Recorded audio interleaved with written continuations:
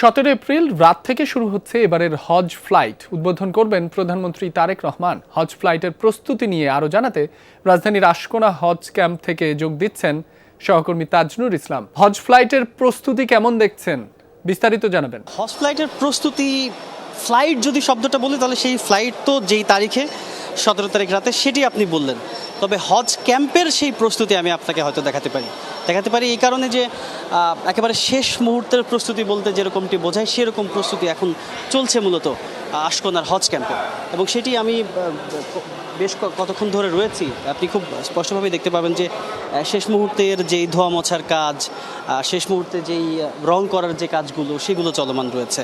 এবং এই হজ ক্যাম্পের যিনি পরিচালক রয়েছেন তাকে দেখেছি যে স্থানীয় সাংসদকে সাথে নিয়ে এই পুরো কার্যক্রমটি তিনি মনিটরিং করছেন এবং সশরীরে। একই সঙ্গে এটিও দেখেছি যে এই বিভিন্ন সময়ে হজ ক্যাম্পে বিভিন্ন ব্যাচের হাজিদের বা বিভিন্ন এজেন্সির মাধ্যমে যারা হজে যাচ্ছেন তাদের একরকমের প্রশিক্ষণ কর্মকাণ্ড চলে এই হজ ক্যাম্পে। সেখানে আমরা কিছু মানুষের শেষ মুহূর্তের কাগজপত্র সংক্রান্ত যে প্রস্তুতি সেটি দেখেছি। সব মিলিয়ে একেবারে শেষ মুহূর্তের প্রস্তুতি যেটি হজ ক্যাম্পে সেটি চলমান রয়েছে। ধারণা করা হচ্ছে যে আর হয়তো 2-1 দিনের মধ্যেই হাজিদের পদচারণায় মুখরিত হবে এই পুরো প্রাঙ্গণ, এবং তার জন্য যে ধরনের প্রস্তুতি নেওয়া দরকার সেই প্রস্তুতিগুলো চলছে আশকোনার হজ ক্যাম্প। তাজনুর, আপনাকে ধন্যবাদ।